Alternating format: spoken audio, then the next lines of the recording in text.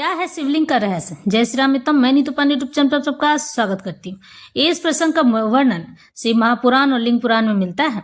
कहते हैं कि पुरुष का दाहिना हाथ पुरुष तत्व यानी कि पूजा पाठ में पुरुष का दाहिना हाथ शुद्ध माना जाता है और पूजा पाठ में स्त्री का बायां हाथ शुद्ध माना जाता है। इसलिए इस सृष्टि का संचालन भगवान शिव और माता आदिशक्ति मिलकर करते हैं ताकि इस सृष्टि में समानता बनी रहे, प्रकृति समान रूप से कार्य करे। शिवलिंग का भी यही अर्थ है।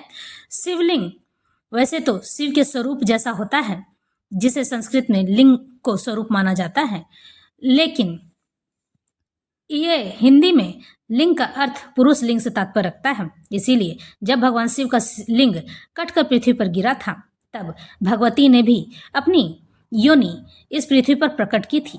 यानी कामाख्या मंदिर में जो पूजा होती है माता कामाख्या की, वो योनि ही तो है जिसमें माता रजस्वला भी होती हैं।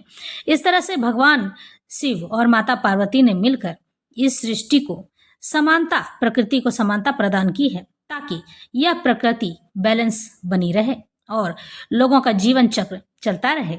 वैसे लिंग और योनि पृथ्वी पर प्रकट करने का तात्पर्य यह है कि हमारा मूलाधार चक्र यानी कि योनि और लिंग का जो चक्र होता है वह बैलेंस में रहे, समान में रहे, ताकि लोग भोगी और विलासी न बन सके।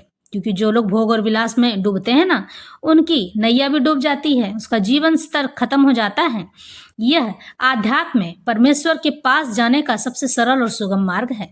जो लोग अपने काम वासनाओं पर आसक्ति पे पा लेते हैं, यह काबू पा लेते हैं, जो लोग अपनी काम वासनाओं को अपने मन में दबा कर रख लेते हैं और ईश्वर से प्रीति कर लेते हैं, तो वो लोग जा करके धीरे धीरे ईश्वर के समीप हो जाते हैं। जब आप आध्यात्म में जाते हैं तो यही समागम आपको ईश्वर से करना होता है। यही बात सच है जो कि आपको कोई बताना नहीं चाहेगा, लेकिन मेरी इच्छा है कि आप इस बात को जानें।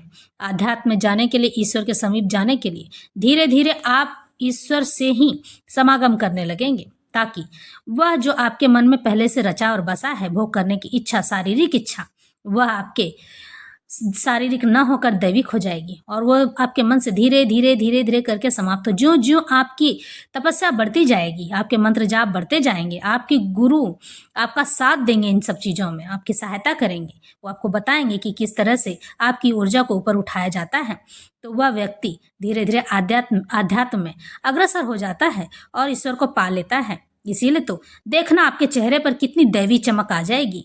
ये प्रतीक माना जाता है कि ईश्वर आपके सबसे समीप आ चुके हैं। उसके चेहरे पर ग्लो आ जाएगा बिना मेकअप के ही।